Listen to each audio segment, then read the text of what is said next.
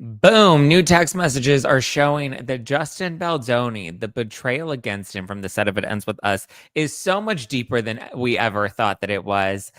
Blake Lively was pulling the strings for quite some time. And did Prince Harry and Meghan Markle crash Kris Jenner's big 70th birthday bash? Let's dive into why Kris and Kim have scrubbed Meghan and Harry from all photos from the event. Lots to get into. I hope you're ready for it. Let's dive in. This is No Filter with Zack Peter, your go-to source for all the latest pop culture and reality TV tea, served fresh all week long. Now, let's dive in. What's up, everybody? Welcome on in, welcome on in, welcome on in. If you have not done so yet, hit that like button, hit the subscribe button, and show the show some love. I love you guys. I love coming here and doing this show every day, and I'm just so grateful for you. Happy Tuesday. It is 11:11. Let's send out all the good healing energy, manifestation energy, all the goodness that we put out there is what's coming back to us. Remember that even in the challenging times, just remember to keep putting that out, keep showing up, keep doing the work, and keep doing you, boo. I was actually having a really good conversation with my mom the other night. We went to dinner. We went out for sushi, which I probably shouldn't have been doing since I, uh, had to do my parasite cleanse. But I was having a conversation with my mom, and she was telling me about, she's reading this book by Joe Dispenza, and I really enjoy Joe Dispenza. Actually, I think I'm going to do a Joe Dispenza meditation after this, because I always used to start my mornings with a Joe Dispenza meditation. And I haven't done that in a while. And so anyway, but she was telling me that she's reading his new book, and she was talking about how everything around us and his book is very rooted in science, but how everything around us is a projection of everything inside of us, right? Like when they say the world is your mirror, they mean that, right? Everything in you is what's being reflected all around you. This is all sort of the creation of our own doing. And obviously I've heard that, and I've, been in that woo-woo world for so many years, but it made sense to me when she explained it to me like an actual mirror. She's like, think of like an actual physical mirror that's right in front of you. If you're looking in the mirror and you're seeing things that you don't like, you don't then go up to the mirror and try to change the mirror, right? You don't make the picture in the mirror skinnier. You don't fix the hair in the mirror. Like the mirror is just the reflection. What you have to do is fix the you that's looking into the mirror, right? If I do this and adjust my hair, then the reflection that I see is being changed because I'm changing the me that is being reflected in the mirror. And so that's kind of how we have to look at life. Life is a mirror. It's all the opposite of what we're seeing on the inside. I also had a really good conversation. I went on a date the other night. It wasn't, I'll have to say, it was not the best date. It was an interesting date though, but we were talking about one of my favorite, I guess technically you can consider him a guru, but he's not really a guru. His name is Aaron Abke, Aaronabke. Aaron Apke. Love and adore him. I've interviewed him in the past.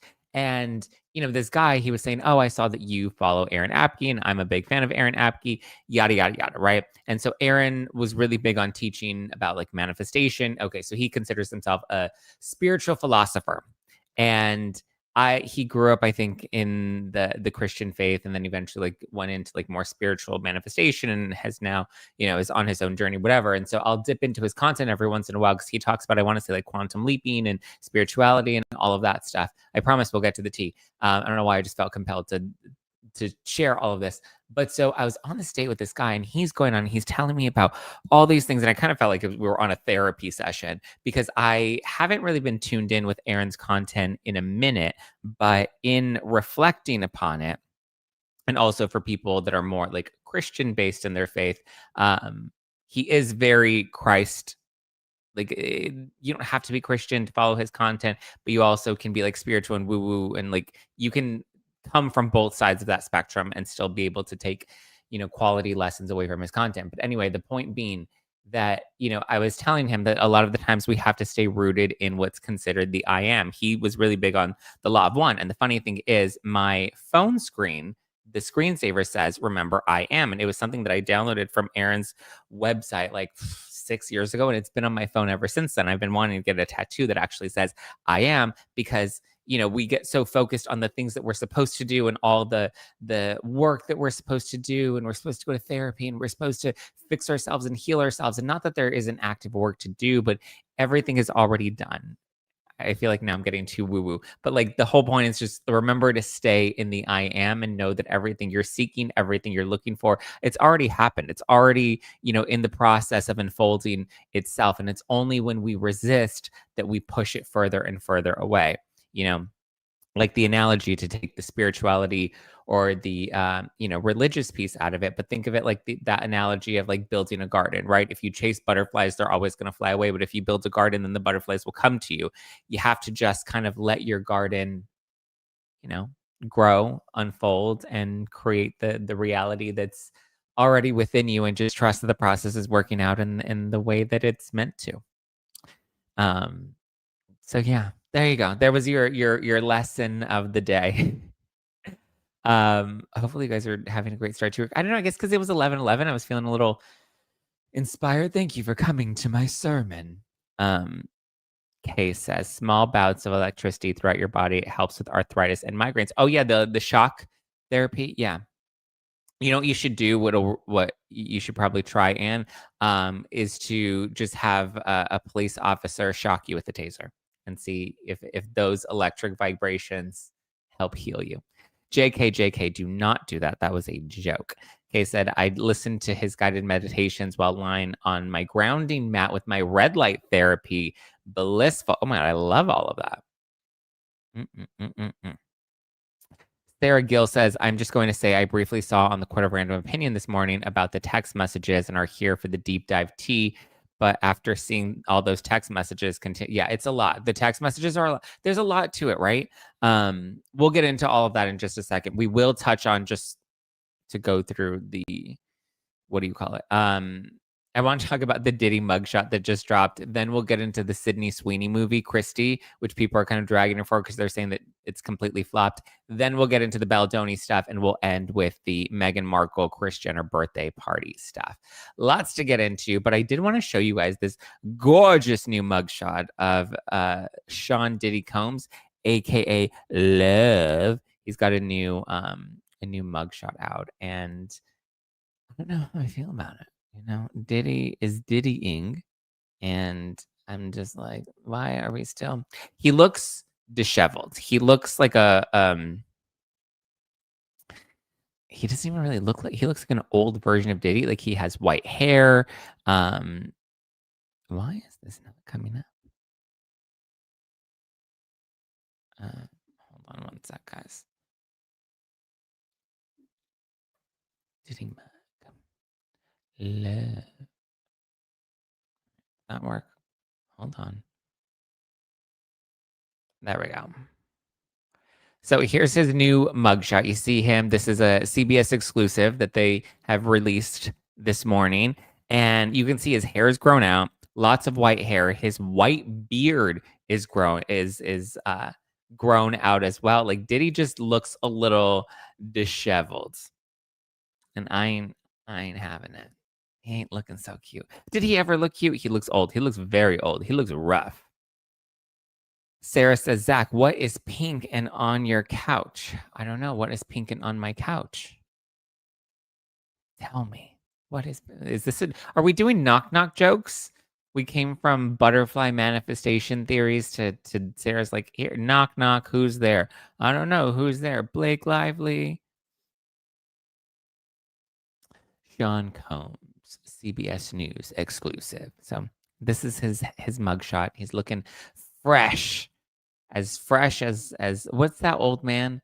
The from the Tyler Perry movies, the Medea movie, the uncle. He's always looking like disheveled, and Medea's isn't, or is it Medea's husband? Something like that. I don't know. All right. Just had to share the Diddy mugshot with you. Then, all right, let's get into the Sydney Sweeney of it all. But first, a quick message from this week's sponsors. It's so satisfying to get great deals on the things your home actually needs, especially before the holidays. I'm telling you, Wayfair is the place to shop for all things home. Everything from sofas to spatulas, you name it, they have it. And it's on sale during Wayfair's Black Friday sale. Starting October 30th, you can shop Wayfair's can't miss Black Friday deals all month long. Wayfair has styles you can't find anywhere else. No generic pieces that you've seen 100 times, okay? So you can make your home feel more like you. And right now, you can get up to 70% off during Wayfair's Black Friday sale. Plus, you can sit back and relax. With Wayfair's fast and easy shipping, everything home comes right home just in time for the holidays. All right. I've already started looking. I mean, I think I'm doing more shopping for myself on Wayfair more than I've bought any gifts for anybody else. But with this Black Friday savings, like my living room is going to be stocked. It may be time to even upgrade the studio, right? Don't miss out on early Black Friday deals. Head to wayfair.com right now to shop Wayfair's Black Friday deals for up to 70% off. That's wayfair.com. Wayfair, wayfair.com. Sale ends December 7th. If you're dealing with hair issues like thinning or shedding, but you feel totally stuck on what to try next, I get it. There are so many products out there that it's hard to know which ones are actually going to do anything. And that's exactly why I gave Nutrafol a closer look, right? It's not just the hype. It's physician formulated, clinically tested, and even recommended by dermatologists. Nutrafol is the #1 dermatologist recommended hair growth supplement brand trusted by over 1.5 million people. You can feel great about what you're putting into your body since Nutrafol hair growth supplements are backed by peer-reviewed studies and NSF content certified. That's the gold standard in third-party certification for supplements. I feel like my hair is stronger, shinier. I feel like even my hairline is starting to strengthen. So if you want to see thicker, stronger, faster growing hair with less shedding in just 3 to 6 months, try Nutrafol. For a limited time, Nutrafol is offering our listeners $10 off your first month subscription and free shipping when you go to Nutrafol.com and enter the promo code NOFILTER. Find out why Nutrafol is the best-selling hair growth supplement brand at Nutrafol.com, spelled Nutrafol.com, promo code NOFILTER. That's Nutrafol.com, promo code NOFILTER. Oh, that's what you're saying. What's pink and sitting on your couch? I thought you were doing knock-knock jokes. I didn't even realize you guys could see that. So just so you know, on my end, my camera is mirrored. So on my end, that's why, like, to me, I see when I look at the camera on mine, this is the mirror, the reflection of what I'm projecting. No, the sign behind me, when I look at the screen, it shows as no filter, but on your end, or it shows backwards, right? Like here's the R and here's the N.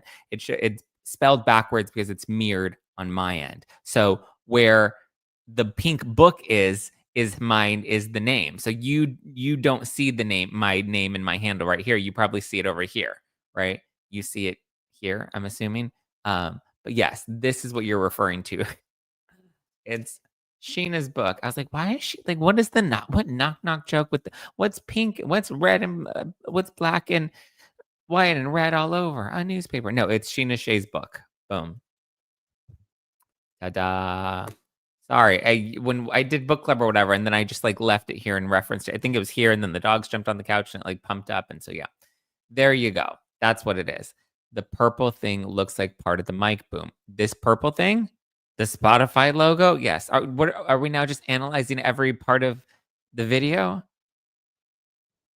Francis said, "Oh my god, I was literally thinking it looked like her book." Yeah, it's literally Sheena's book. I was thinking the pink purple on his microphone. Well, this isn't pink. This is purple.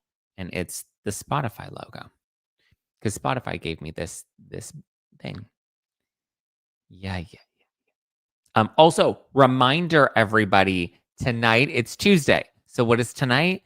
Dancing with the Stars. And you know what we're gonna do? We're finally gonna pray that justice is done and Andy is kicked off of Dance with the Stars. No more Andy Richter, okay? So we are going to vote for Whitney, or we're gonna vote for Crocodile Son Robert Irwin, okay? Mom Talk Whitney or Crocodile Son Robert, okay? I don't know. We're not voting for Andy Ariana. We are not voting for Andy. We are not voting for Andy. So remember, okay, I've made it super easy for you. So get out your handy dandy notebooks, set your timers, set your alarms, because voting opens. So even if you can't watch it on the East Coast feed, you can still vote. Voting begins at 8 p.m. Eastern time. That's East Coast. So if you're in New York, if you're in Florida, East Coast time. Okay. At 8 p.m. East Coast time. At 5 p.m. West Coast time. Okay. So if you're in Washington, Oregon, Los Angeles, San Diego, wherever, these are your time zones that we're playing with here, okay? West Coast, 5 p.m., East Coast, 8 p.m. That's when voting begins. We have that 1 hour window to go and vote, okay? So even if we're on the West Coast, even if we're in California, come 5 o'clock, whether you can watch it or not, we are not voting for Andy. Donna is all about Andy. Donna, yeah, well, let's not forget, Donna was also all about Blake Lively last December, okay? Until I got her to see the light, okay? I got her to come to see the light. Wow, you are really going to give and yeah. Who do you want to win? I'm okay if it's Whitney or Crocodile Sun. Alex Earl, fine too, but I mean, I think Alex could be like top 3. But those are Jordan's actually pretty good too. I can see Jordan being top 4. I think next to go is going to be Elaine and then Dylan. Well, first it should be Andy and then Elaine and then Dylan. Well, I don't know. It's a toss up between Elaine and Dylan because they both, I feel like, have improved quite a bit. They're not the best dancers, but I feel like they're getting better. Elaine has actually come around, and I've really come around to accepting her. So, is that plant real? No, the plant is not real, but I did get it off of Wayfair. Wayfair, they got just what you need. My vote goes to Alex. It's fine. You can vote for Alex as well. My votes are for Whitney and Robert Irwin, okay? Whitney Levitt and Robert Irwin. That's the Crocodile Son and the Mom Talk. We'll see Zack in the corner doing Tanya Harding on Andy. Oh my God. Okay, Lori says she's Team Robert. Okay. So this is what you're going to do. At 5 p.m. Pacific, 8 p.m. Eastern, you're going to text Whitney or text Robert, whoever. You're going to text it to 21523. All right? 21523. We're going to vote for someone that is not Andy. 21523. You can use all your devices. You can use your Obama phone. You can use your iPad. You can use whatever you need to use, all your devices. You can vote 10 times per device. Okay? Do not let the fannies for Andy win. Okay. We're going to shut down the fannies for Andy. We're going to make Dancing with the Stars fair again. And we're going to say, thank you, Andy. You should have been gone 3 weeks ago. You should have been gone 5 weeks ago, but it's fine. Thank you for your service. Love you. Appreciate you. Go off. Bo says, I wonder if poor Andy knows that there's a whole campaign to vote Andy off tonight. I'm starting the revolution, okay? That's what we're doing here, Bo. We are starting the revolution to get Andy booted from Dance with the Stars because at this point, he does not deserve to be there, okay? Andy being there is just a joke. Thank you, Francis. Someone that gets it. Someone that did not just fall out of a coconut tree.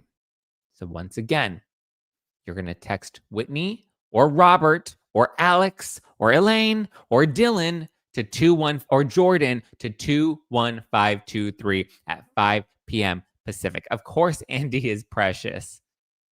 Ariana said, fupas for Andy. You go. You need to find a sports team to couch. Man. The Golden Bachelor 2 left. The redhead looks like Tanya Harding. I'm not watching The Golden Bachelor. Sorry. I am going to watch The Bachelorette with Taylor Frankie Paul, though. I'm all about that life. All about that life. All about that life. Okay, let's talk Sydney Sweeney's new movie, Christy. So people are giving her crap, and they're saying that her movie was a flop because she had this new movie. It came out. It only brought it. Listen, it didn't do well. It only brought in 1.3 million opening weekend, which is terrible. Zack, how do we sign up for the new membership? There's a link below. It's for No Filter All Access. And if you want to sign up for No Filter All Access, then you get all of these episodes ad-free. You can also connect it to your Spotify account. You can connect it to your Apple Podcast account. Just go to allaccess.supercast.com. Or you can type in nofilterwithzack.com, and that'll also take you there so you can sign up for No Filter All Access on Supercast. You can watch the Zack tour. I believe the Philly show has now been added to the Supercast website. So if you log on to Supercast, you can watch the VidCon live show. You can watch the Dallas live show. You can watch the Chicago live show. You can watch the Phoenix live show. You can watch the Philly live show. You can watch them all right now on Supercast. You can get access to our book club. We did the Kamala Harris book and we did the Kevin Federline book. We have monthly Zoom calls. They're private Zoom calls. None of the information gets leaked anywhere. Bonus episodes, ad-free episodes, all of that is available on No Filter All Access. So you can use the link in the description below to go for it. Bravo, babe. Wait, Bravo, babe, are you going to BravoCon this weekend? Am I going to be seeing you in Vegas? Why won't you watch The Golden Bachelor? Because I hate old people. That's why. Just kidding. No, it just kind of looks boring. TBH. Okay. So everybody's saying that Sydney Sweeney, her new movie, granted, it did flop. Okay. 1.3 opening weekend is a major bomb, right? But they're saying that they think that it flopped because of her American Eagle controversy. But I actually disagree. I don't think it had anything to do with any of her recent controversy. I just think nobody cared about Chrissy. See, I don't even know if it's Chrissy or Christy. It was an indie film, super niche. It's about it's a story about a female boxer from the 90s. Like, who's like, oh yeah, I would love to go watch a movie about a female boxer from the 90s. First of all, people aren't even going to the movie theater anymore. And then you want them to go see some lady from the 90s that was a boxer? People barely care about boxing now. This isn't a Muhammad Ali movie, right? Like, it's Christy. And so, I mean, listen, no shade to Christy, but like, I didn't even know her. And also, not only did I not know who the hell Christy was, but I didn't even know that this movie was coming out. And it's because, again, it was an indie movie. There wasn't a big budget. There was not a huge marketing push behind it. So I just think like not enough people either knew about it. And then the premise alone was not enough to hook people. Because again, nobody's even going to the movies. Hello Goodbye says it's about DV. Interesting. Well, I think we're all a little scared of DV movies after Blake Lively. Exactly. People aren't going to the movies. Exactly. They're streaming movies at home, Francis says indie movies aren't doing that great right now. No, they're not doing that great in general. And if you're going to do it, at least put it on a streamer rather than in theaters. Like, I don't know. Did Jennifer Lopez's film flop as well? Yeah, no one goes to the movie theaters anymore. It has to be like a big movie, right? It has to be like a Barbie, or I'm sure Zootopia is going to do well. I'm sure Wicked for Good is going to do well. There's hope for those movies, but outside of it, I don't know if there's going to be much more beyond that. But listen, nobody who here is like, oh yeah, I want to go see Christy. And I'm pretty sure you don't give a shit about Sydney Sweeney. You're not like, oh, Sydney Sweeney is going to be a make or break for me. No. Sophie says, I'm seeing Sydney Sweeney pushing her movie and I couldn't care less. Listen, I think people will watch Euphoria. Nobody's boycotting Euphoria because of Sydney Sweeney. So that's why I don't think they're boycotting Christy. I just think they don't care, There was no budget behind it. You're not seeing, billboards for it. You're not seeing a PR, machine doing what they're doing. All these movies seem to be losing money. Yeah. Female boxer, isn't that $1 Million Baby or whatever? There was $1 Million Baby, but $1 Million Baby had a big budget. It had a big marketing campaign and it had Hilary Swank. So, Zack, I hope you have your Carrie Bradshaw moment. What's my Carrie Bradshaw moment? Didn't she end up single and alone by the end of the series? Do we really want to give me a Carrie Bradshaw moment? Carrie Bradshaw, she became a podcaster, and then my understanding, I didn't watch it, and it ends. What is it? Just Like That, and Just Like That. I didn't watch it, and Just Like That, but I just know it didn't end well, and just like that, her life ended tragically. I don't want a Carrie Bradshaw ending. No, thank you. Isn't she in the new Handmaid's movie? Is she? When it goes to Netflix, people will watch. Yeah, yeah. So Sydney gained the weight for nothing. Exactly. This is what Sydney Sweeney had to say about it, because she posted on her Instagram and said, listen, we don't always make art for numbers. We make it for impact. And Christy has been the most impactful project of my life. Well, yeah, because she had to gain all that weight for the role. Raquel says, Carrie Bradshaw in her prime with all her good loves. Were they really good loves? I heard Big was a dick. And who is the other guy? Aiden. Listen, I've never seen Sex in the City except for one time where I was sleeping with this guy that I met at the gym, only to find out he had like a secret husband that lived in another country.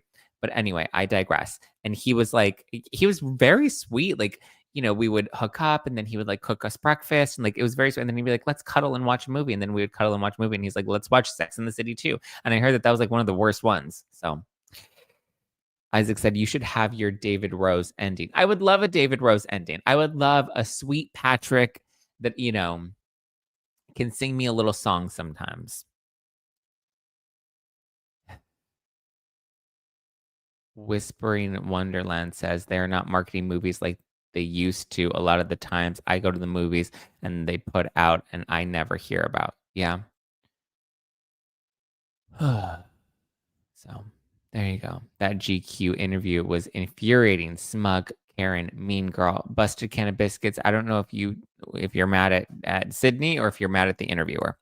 But yeah, she said, Christy, she doesn't seem that bothered that nobody went. I don't think she was expecting anybody to go see Christy, and that's okay. It wasn't really all that jazz worthy. Okay, let's get through all the text, go through all the text messages with Wayfair, calling Hoover. A lot of stuff came out with the Justin Baldoni stuff. So let's do that, shall we? But first, a quick message from this week's sponsors.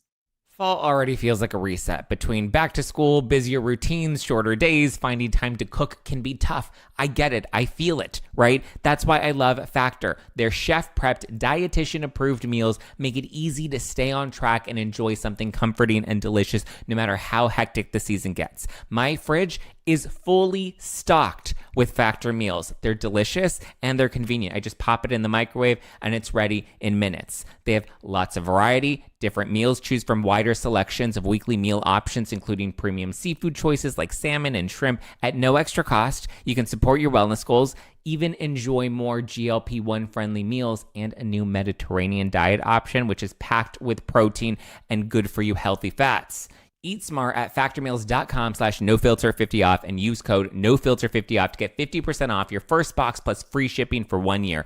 That's code nofilter50off at factormeals.com for 50% off your first box plus free breakfast for a whole year. Get delicious, ready-to-eat meals delivered with Factor. Offer only valid for new Factor customers with code and qualifying auto-renewing subscription purchase. Listen, your friend who's experiencing full body betrayal in the bathroom does not want a beard oil kit, okay? Give them daily dignity and endless luxury they'll actually use with a Tushy bidet, okay? I just got my very first Tushy bidet. I have to say, first of all, it was super easy to set up and it doesn't ruin my bathroom aesthetic, and I feel fresh, right? Inside and out. I just feel like when I come out of the bathroom, I feel like a brand new person. Tushy is the everyday luxury bidet that instantly transform your bathroom habits and bottom health for life. It's the perfect gift to indulge every personality on your list, okay? Tushy bidet is a daily techie luxury that's a refreshingly practical and easy to use. 99% of people who wash with Tushy Wave feel cleaner and fresher after going to the bathroom. Tushy Wave instantly modernizes your daily routine and bathroom with a super sleek seat plus 2 separate front and rear nozzles for the most complete clean, okay? You're gonna feel fresh. Remember, a-hole is only a naughty word if you wipe. For a limited time, our listeners get 10% off their first bidet order when you use code NOFILTER at checkout. That's 10% off your first bidet order at hellotushy.com and use the promo code NOFILTER. That's hellotushy.com, promo code NOFILTER. Woo woo. Okay. Let's see. Everyone wants a Tushy bidet. So then go get your Tushy bidet. Okay. Okay. Let's see. We have the text messages, but I also wanted to give this quick shout out to Brian Friedman. He did an interview on TMZ the other day, and he calls out fake news TMZ. He calls out Harvey Levin. I don't know if you guys caught this. I covered it on Instagram over the weekend. That's why I forgot to cover it on the show yesterday, but I figured it was worth playing here on the show as well. But listen. I will pull it up. It's from the Two Angry Men podcast. What's really going on with the Lively versus Baldoni case? And this is Harvey Levin's podcast he had on Brian Friedman. And so this is a clip from their podcast where he basically says, Brian Friedman's like, because Harvey says that, the media has been pretty favorable to Justin. Justin seems to be doing well. And then Brian Friedman's like, actually, no, I haven't seen that. I've seen the media, misrepresent things. And then he references the example that TMZ gave on their website where they really fumbled the ball with saying that Baldoni was abandoning his case, which didn't appear to be the truth. And then Harvey kind of buckles and admits that Blake Lively is not looking too hot in all of this. So here, let's play it. Given Baldoni a fair shake. From my seat, it feels to me like, I certainly know on our side, Blake is taking lots of lumps. Yeah, I haven't seen that. I really haven't seen that. What I've seen is things misconstrued, for example, on TMZ itself. Clocking. You saw, you saw it on TMZ, they said that deadlines were blown and Justin has walked away from the appeal. He's walked away from his case. He's fine with the fact that the case was dismissed. That was on TMZ. No, that was not true. We messed that up. I agree with you. But that wasn't. Look, we're not going to say something that we know is not true because it's ultimately going to get corrected. We messed that up. Well, you're definitely not going to say that you knew that it was untrue and said it. That's for sure. Well, there's Brian. There is defining malice. Brian, I did love that how he was like, "Well, we're not gonna make ourselves culpable in saying that because then you can sue us." I will say this: we corrected it, right? There's it doesn't serve us to put a story up that we end up correcting. We screwed that up. And I just agree with you. I agree. You may have screwed it up actually because what you may have done is you may have read Deadline. No. Which by the way, if you want to talk about us, I felt he's been winning this all along. We talked about that as early as today. That personally, and I've talked about this on television. We've done stories on this on the website. I feel like Justin Baldoni is winning this. I think this really has hurt not just Blake Lively, but it's also hurt Ryan Reynolds. And so, I'm just telling you from my seat, I'm not seeing this as, oh, wow, Blake's winning this thing at all, even though her lawsuit is still the active one right now. I'm not seeing it that way. And then Harvey basically goes on to talk about how the court of public opinion, the perception, the image, Blake looks bad, Ryan Reynolds looks bad, like they don't look good in any of this. And then Brian Friedman and Harvey's co-hosts kind of are like, yeah, but at the end of the day, the only thing that matters is the verdict. And the verdict will ultimately be what the people are left with at the end of the day. And we're not getting that until March of next year. So we shall see. Yes, I agree, Christina. He is full of crap. Ashley says Harvey tries to say he's winning based on opinion, but yet he won't say that he's winning based on the evidence. He refuses to say it. Yeah.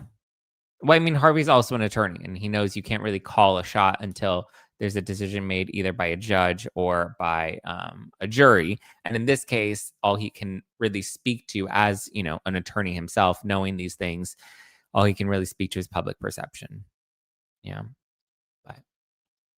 Sarah says, sorry, I can't watch Dance with the Stars, just cannot do it. I didn't ask you to watch Dancing with the Stars, Sarah. All I asked you to do was to vote for the people that deserve to win, and that is not Andy Richter.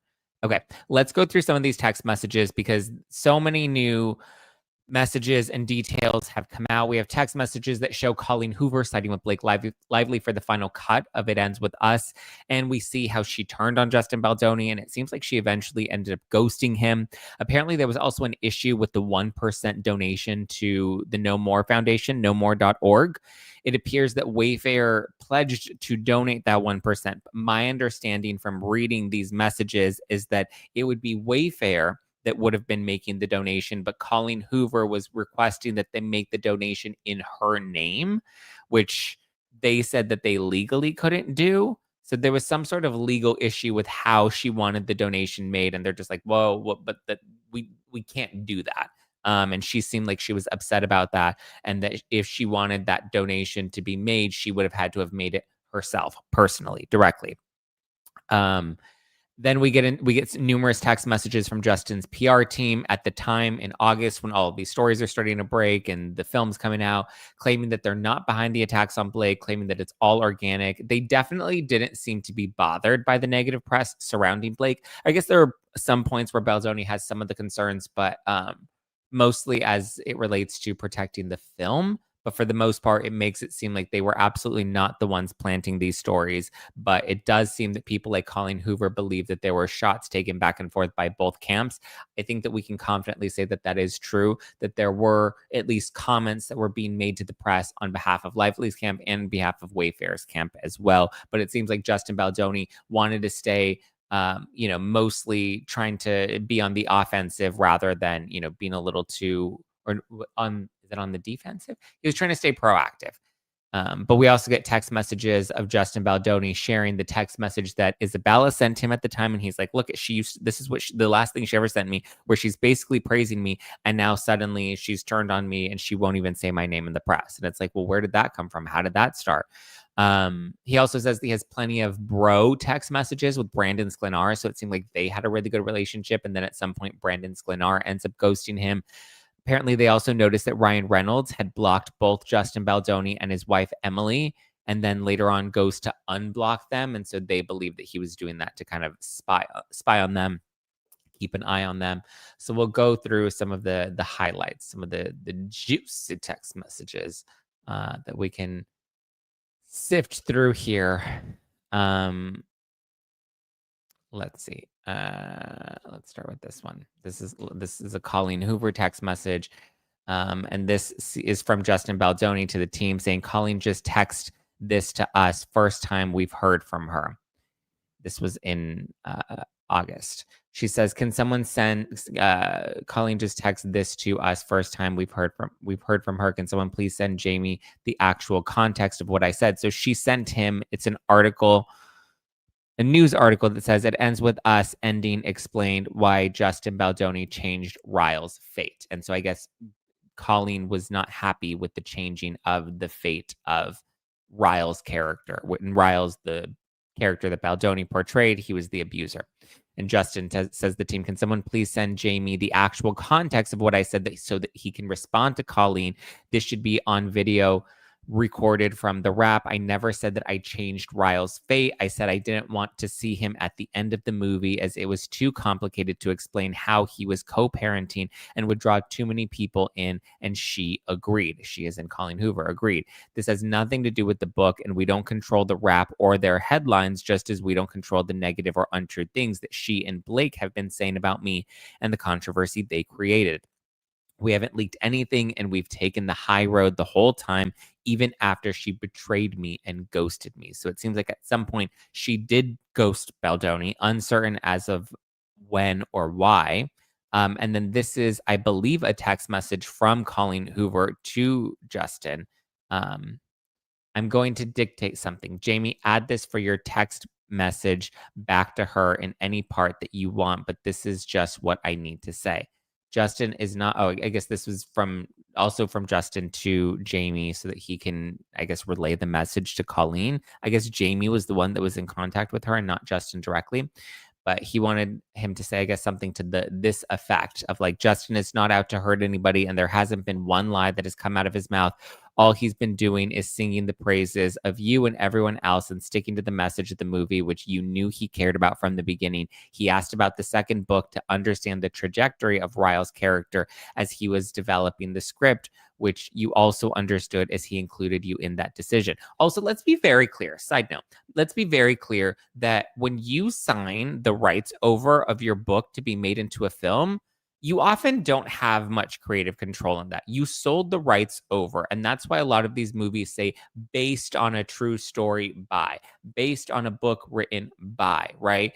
because they take creative liberties. And so that's why people always say when you read the book and when you watch the movie, it's very different. And the book is often better than the movie because the book adds so much more contextual information and other, nuanced layers to the characters or to the situations where, I mean, if you have like an 18-24 chapter book, right? And then you have to condense that into 90 minutes or 2 hours, like that's a very challenging thing to do and to add all of the details. So what you have to do is create a cohesive story that you're able to tell in under 90 minutes. So a lot of stuff does get cut. A lot of stuff does get left out. A lot of important characters don't get to really shine the way that they did maybe in other books that they're adapted from. So the fact that it seems like Colleen Hoover at least had a lot of creative insight and input into this goes to show that Justin really wanted to make her voice heard in all of this and really wanted to champion this story that she wanted to tell. Okay, so he goes on. He says he asked, referencing Justin, says he asked you about the second book to understand the trajectory of Ryle's character as he was developing the script, which you also understood as he included you in that decision. The above headline is taken completely out of context, but that is not our doing. And there is a PR war going on, and we are the ones that are not leaking anything or trying to destroy anyone. The entire situation was set up to be a smear campaign against Justin, and it clearly backfired. Justin didn't want any of this as he's loved and adored you for 5 years. If you actually read the interview, you'll see that he says exactly as it happened, which was a decision that you also supported. It had nothing to do with the second book or not wanting to be part of it as an actor or changing Ryle's fate. It had everything to do with, after seeing an edit of the movie, realizing that we did not need to open up a can of worms and show an abuser co-parenting without showing all the necessary work that had to happen to make that possible. You also know this as he involved you in every step of the way. Wayfair is also not talking and are not firing back. We are continually speaking highly of everyone. We did not ask to be in this situation. This was all created and easily could have been avoided. I kind of believe that because everything, if we go back to those press bits, Baldoni speaks highly of Blake Lively, right? Fresh out of the basement, right? He's fresh out the basement, coming out and being like, I think Blake Lively's ready to direct. Say nice things when you know damn well he was struggling to say those nice things with everything that was going on. Which is just insane. Okay, this is the text message from Colleen Hoover. This is what Colleen had to say. It just feels like I'm on an island here where the hate is directed at me. You guys posting that article and then allowing it to fuel the comments is hurtful. And the timing of it just feels like you're worried about your image, but not the women who are behind this story. I know things took an awful turn and I felt forced to choose when I did not want to, but the back and forth articles from both camps are just so upsetting and ridiculous. It's making everyone working on this movie look immature. Everyone is out there trying to save themselves, and now this has turned into a huge mess. And I know you guys think that I've made decisions for certain reasons, but I have felt the rift from long before I was ever in contact with Blake. It started with me not being allowed to read the script until I was sat with readers. And then all the interviews made it seem like you included me in the script from the beginning. Then the whole documentary thing where I said no so very many times. And the book, when I asked you guys to at least donate a portion of the proceeds to DV, and then I was told that the only way the donation would be made is if I took 1% and donated that myself. Then the whole tattoo thing, all the text messages of you blaming Blake for that and reiterating that she didn't read the book every time I try to just ask what you would say to readers. I've been disappointed personally by your actions many times. Appreciate that you haven't directly said anything negative, but that's how it should be. You are grown men with the platform. You know how to use it to protect your image. Please don't continue to use it to harm me or mine. That's all I'm asking. And they've made it clear that, okay, so this doesn't look good for Baldoni's side, right? This text message is coming from Colleen where she makes it clear that there are other reasons and that there was a lead up to as to why she decided to distance herself from them. But for her to go on and be like, you haven't said anything good, you shouldn't say anything because you're grown men with the platform. And then she goes on to be like, but please don't continue to use it to harm me or my platform. And it's like, but they haven't hurt you or your platform and have only spoken highly of you. So it's a little contradictory. And I don't know. It just seems like there were layers and layers behind all of this, which to me is crazy. Crazy. And I don't even know. I don't even like it seems like it was just a messy situation all around. But at some point, Blake Lively seems to have hooked everybody. Um, here's another set of text messages from Justin. This is all wrong, and they don't buy the rights to produce the film. They didn't produce the film. This is a blatant lie about her advancing domestic violence combos. This was his concerns regarding Blake's promotion of the film, I guess because he felt like it was deceptive in some way. Here is another set of text messages from Justin saying, I have a lot of fun bro friend texts with me and Brandon having a bromance for a year and then nothing, showing that Brandon Sklenar at some point decided to ghost him. It was the same thing with Isabella Ferrer. He shows the text messages the sweet message that she sent to him. Here's another one talking about Ryan Reynolds specifically, where they talk about how Ryan Reynolds blocked me and Emily so he could spy on us. She had a feeling and checked, and she could see his name. And then I checked, and I could search him as well. I couldn't search him a week ago. Jennifer Abel says, interesting. So it seems like there was a lot of contention that was going around at this time, which... it's just to me, it's all so wackadoodle crazy. Here's one regarding Colleen, or in response to Colleen's allegations about the 1% donation. I guess this is the response to her last long text messages where she writes about all the concerns that she had. It says, regarding the coffee book donation, legally, Wayfair couldn't donate the 1% on your behalf as you graciously requested. It wasn't a demand from us, but a legal requirement that we were asked to relay. As for the tattoo, I'm so glad that you pointed out the importance of it to the fans and the DV community. While we were early in the edit, we were more than happy to change it in post, and the film is better for it. I'm grateful for your insight. I completely own that I vented about many things regarding production and the post process, and I can fully understand how that could have been too heavy of a load to carry. Please know that my door is always open to you. I truly hope we can talk and rebuild our friendship. This isn't about any image for me. It's about reconnecting with someone I care about deeply. I hope this might be a step towards healing and celebrating this film together.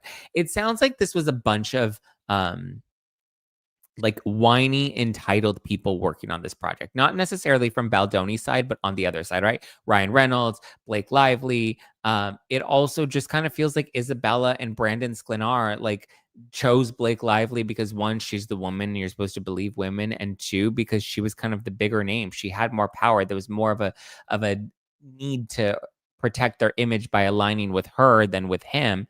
And it just kind of seems like everybody was out to protect their own image. And a lot of it came from, it sounds like even Colleen Hoover was kind of a bit of a bratty, annoying person to work with, which again, most of these authors of these books don't have that much influence or creative control. So the fact that Baldoni's even allowing her to have so much input in these creative decisions shows that he really was trying to make things with, her and Blake and everybody. Like they were trying to make this work, which I think is like a huge thing, actually, when you think about it. So I honestly don't know. I don't get it. I don't understand. They all seem entitled. Blake had the power. Yeah, 100%. Brandon and Isabella are pick-me's. I mean, they're giving off that energy, right? It's like, I don't want to not side with Blake, and I didn't want to not side with any of them, but when you see what a giant mess Blake made out of all of this, and then you see all the layers of what she was doing behind the scenes, I'm pretty sure she wasn't disclosing this to Brandon or Isabella or Colleen, but I'm sure all of them are so pissed that they're all dragged into this, and they're blaming Baldoni because rather than him letting her take the shot and lay down and play dead, he fought back. And unfortunately, in fighting back, he's like, all right, let's get the blue light out and expose everything. And now everybody is being exposed in the process, and they're all pissed. They're pissed at Baldoni for bringing out the blue light instead of being pissed at Blake Lively for causing this whole shitstorm. Lee Shelton says Baldoni was too nice and was surrounded by a bunch of barracudas. That's kind of what it seems like. Coco's mom says this entire mess was created by Blake and her tremendous ego. It's all so stupid and the film is hollow. Yeah. Colleen Hoover needs to lay off the Diet Pepsi. Isaac says, but why they are not on his neck because of the SH. He's beating all of her 800 people. Yeah. Again, nothing about SH. Nothing about Colleen Hoover's. Like, if that was a real thing about the SH, like, none of Colleen Hoover's issues or grievances had to do with Baldoni being a creep, as much as she's like, oh, there have just been a number of like creative issues that we've had, and like the tattoo and you removing Ryle, like, oh, like she seems more annoyed that he messed with her creative vision. But like, what? It's very strange. All these texts were on Jennifer Abel's phone, which the New York Times saw, which is crazy that the New York Times had access to all of this, and they claimed that they reviewed thousands and thousands of documents that proved, Blake Lively's case, which again just goes to show how unethical, dishonest, and deceptive mainstream media is, from TMZ to the New York Times. If they really had access to all of this, then they could have reviewed all of this. But I guarantee you the text messages that the New York Times was given were cherry-picked messages, probably curated by Stephanie Jones or likely curated by Leslie Sloan, and they gave the New York Times the information that they wanted to give them. Colleen wanted to lie to her readers and claim copyright issues as to the removal of the tattoo, even though it was Blake's decision. That was okay, so wait, can somebody explain to me what the tattoo issue is? So Blake did not want the tattoo, or she did? What is the tattoo? I never read It Ends With Us. I only saw the film once. Interestingly enough, it was the night before this whole legal drama blew up. But I'm curious. CRD was only a few pages. Sus. Yeah. The New York Times is the worst. It is. Creative issues are common as this town as sneezing. It's all about egos. I agree with that. It is all about egos. But again, most of the time when a film production company takes over the rights to a book, guess what? They are then in possession and can tell that story however they want. Blake's tattoo didn't match the book. Lily Bloom tattoo. It Ends With Us. Okay, Lily Bloom gets an open heart tattoo on her collarbone in It Ends With Us to symbolize her relationship with Atlas. Atlas has carved the same heart into a tree for her when they were teenagers, and the tattoo location is where he would always kiss her. The tattoo represents their bond and the love that she's always carried for him, though it is later scarred when Ryle bites her during an incident. Interesting. I didn't know that. Symbolism. The tattoo is a lasting symbol of the love and connection Lily shares with Atlas. I mean, I guess for some reason I glossed over again, I never read the book. I only saw the movie once, so I wasn't familiar with the story prior. So going into it, I'm very much like Blake Lively. Interesting. The heart tattoo symbolizes the joy and pain that Atlas gave her throughout her life. Ryle accuses Lily of having an affair with Atlas, right? I remember that. And then he leaves bite marks around her tattoo. It is after this incident that Lily finally starts to realize his tendencies. Yes, I remember watching that in the movie. I don't know why, for some reason, I didn't connect the dots with the tattoo and Atlas. But again, I wasn't watching the movie that deeply when I saw it.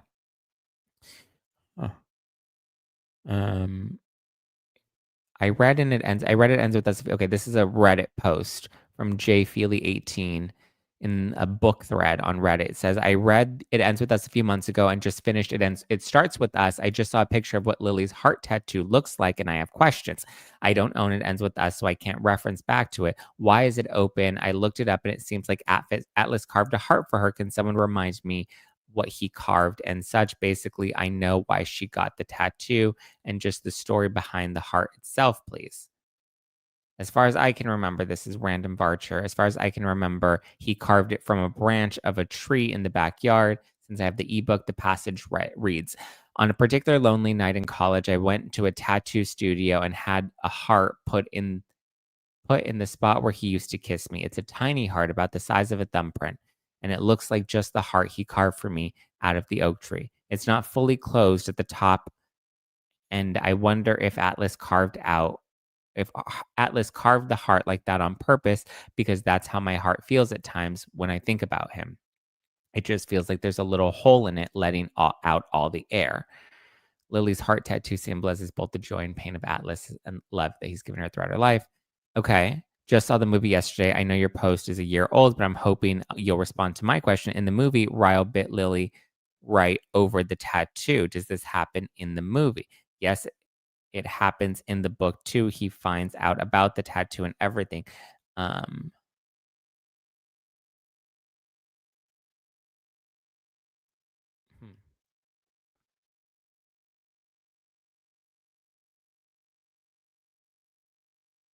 So what's the discrepancy over the tattoo? Was the tattoo thing not in the movie? Blake didn't read the book, so she changed the tattoo. What is the tattoo? Blake Lively tattoo. It ends with us. What does her tattoo look like? I got the key.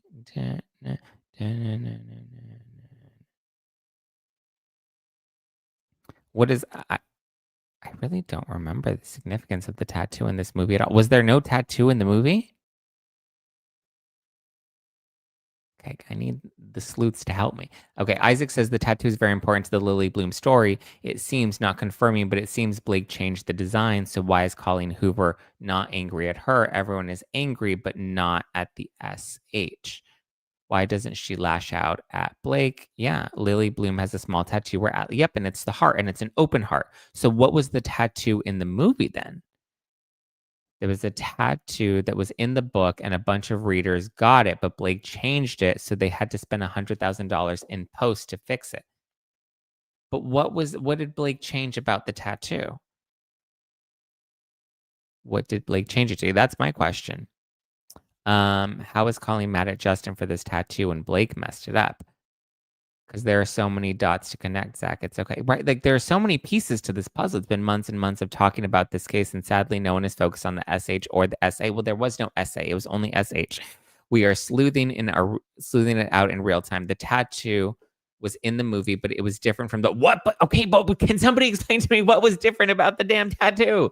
Everyone's like, well, the tattoo was different. The tattoo was supposed to be a heart, but Blake changed it. But what did she change it to? Do we know?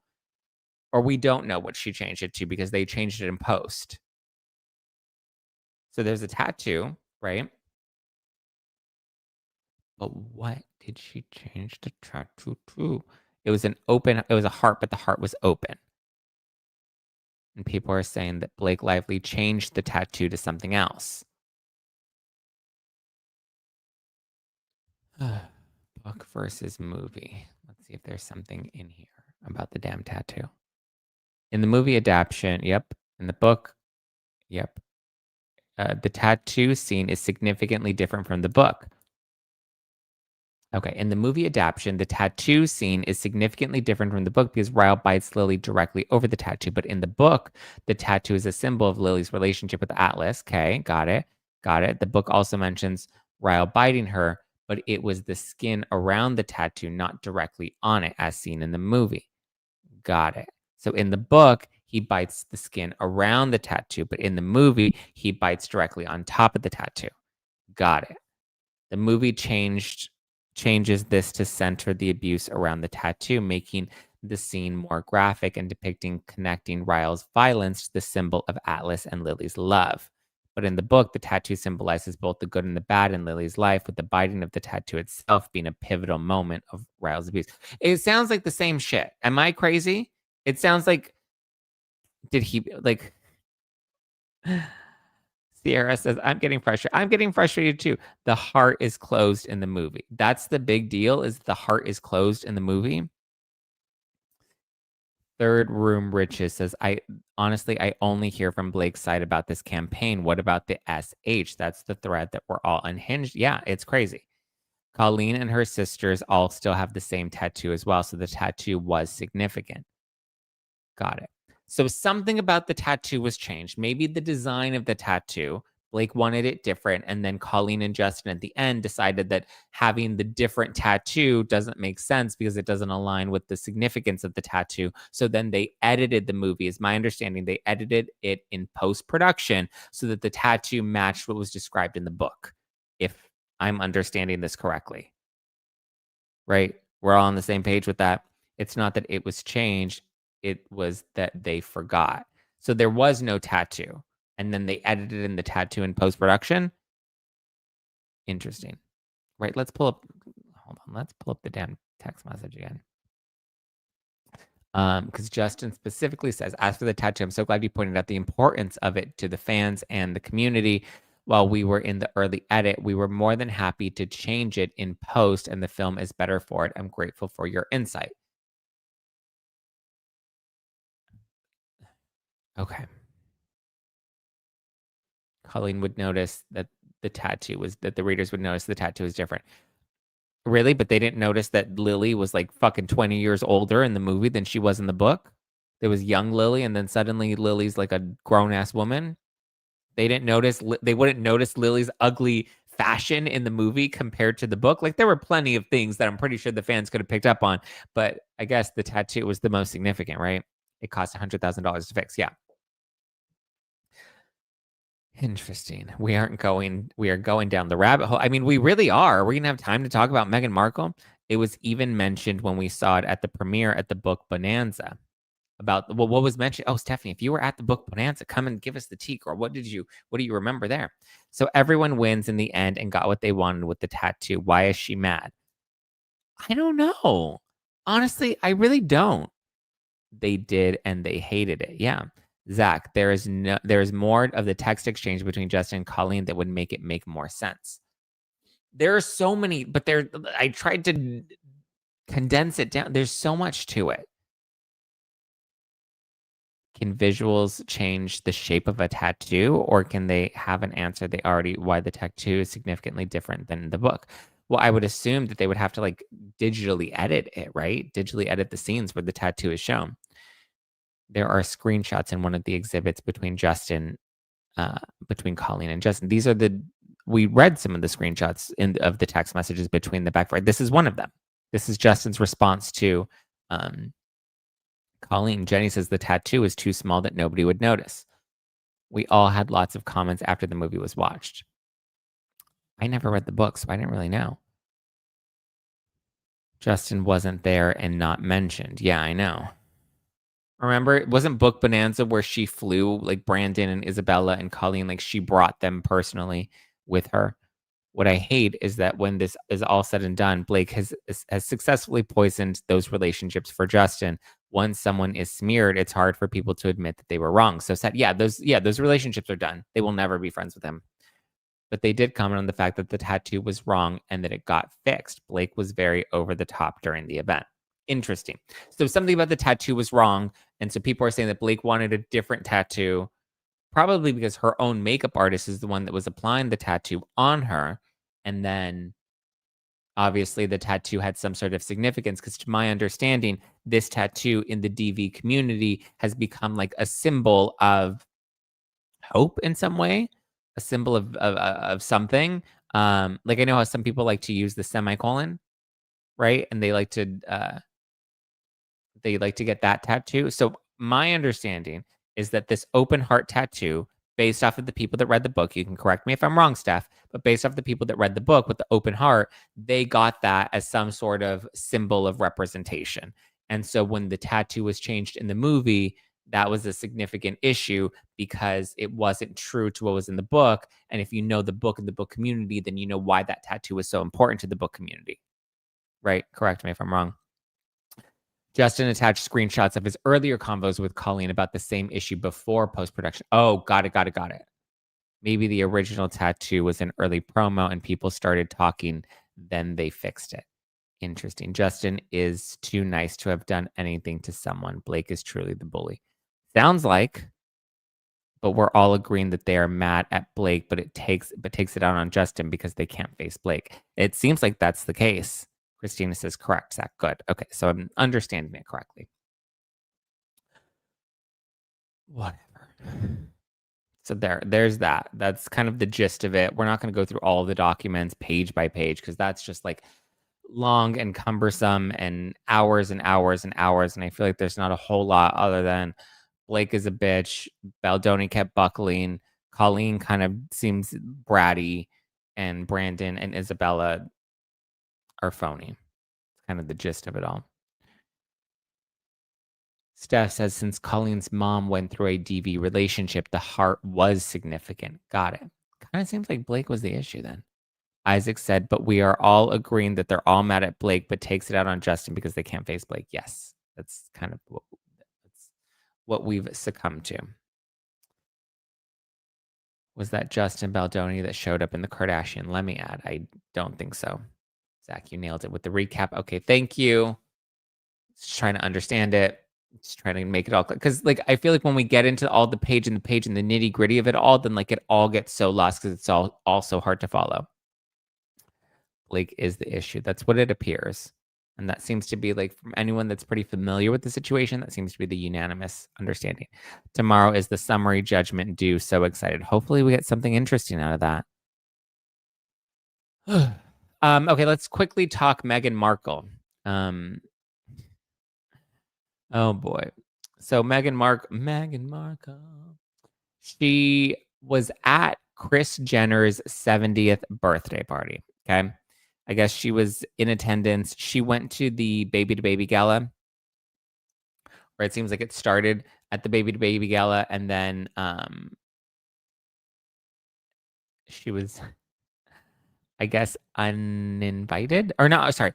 She left the Baby to Baby gala and went to Kris Jenner's birthday party, and Kim posted photos with Meghan Markle, as did Kris Jenner, and it's like, oh my God, look at and they posted like a carousel of these photos with Meghan Markle.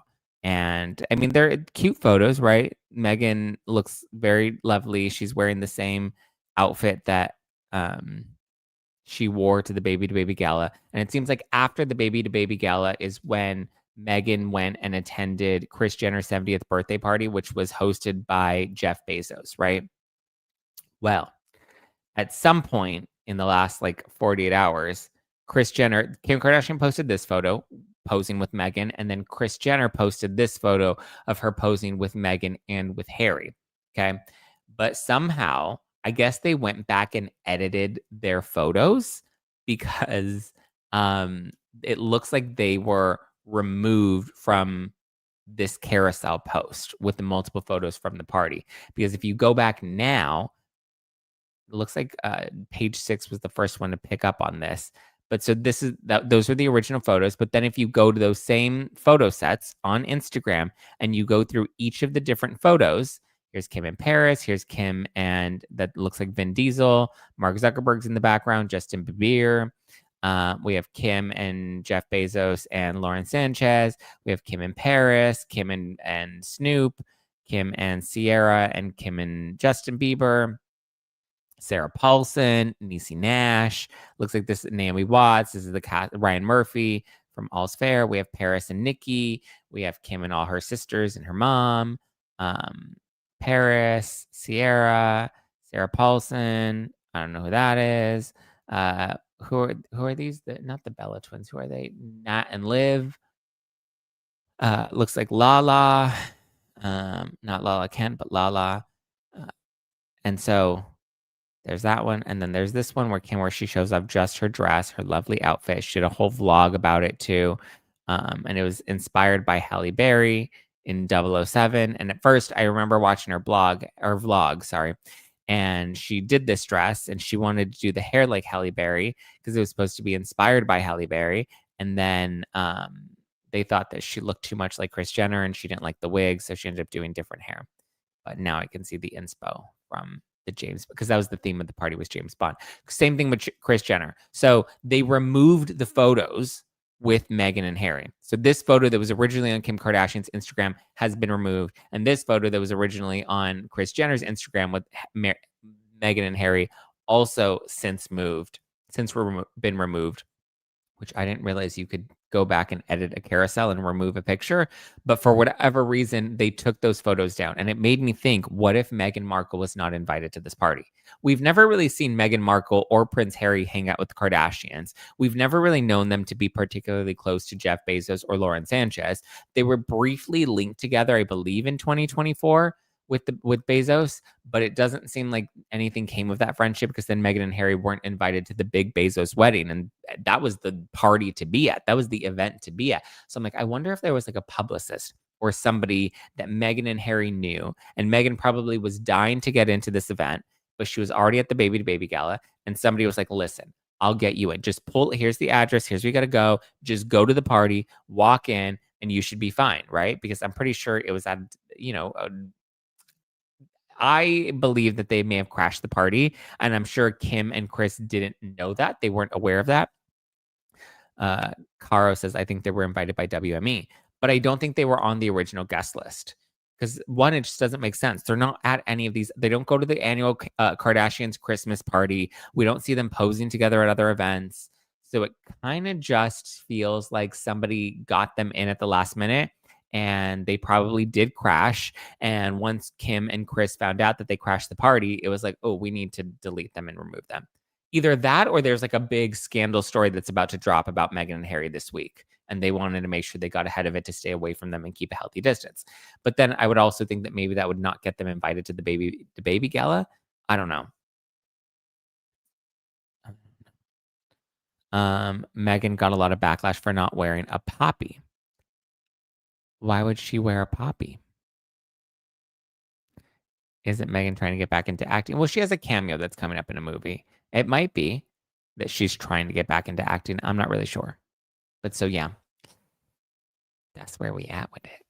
Crazy, crazy. Let's go. Crazy, crazy, crazy. Dun, dun, dun, dun, dun. Crazy, crazy, crazy. So I am going to stick with that theory that they were likely not invited, and the Kardashians wanted to keep some major distance from them. That's where I stand. That's how I feel. Those are my thoughts. Maybe you disagree. Maybe you agree. But if you do or don't, weigh in the comments below. Let me know your thoughts. Hit the like button. Hit the subscribe button if you haven't done so. Oh, that's right. Today is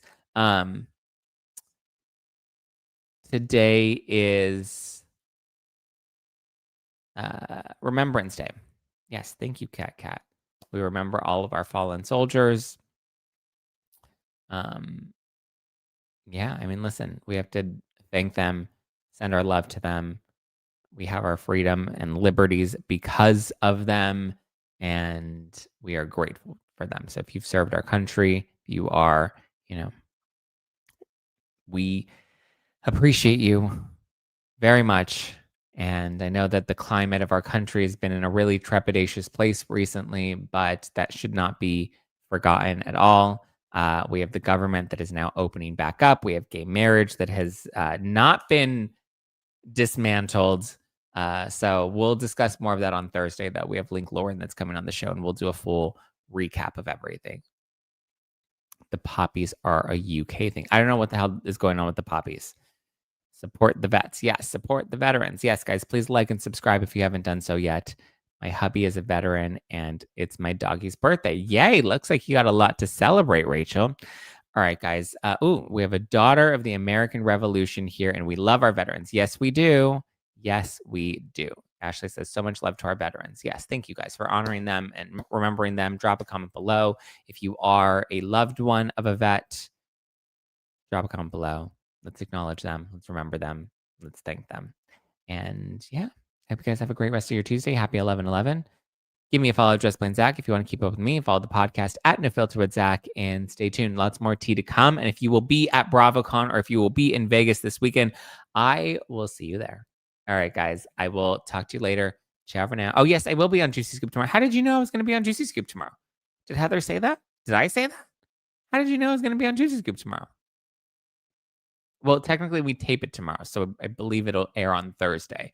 But yes, I will be on Juicy Scoop this week. Okay.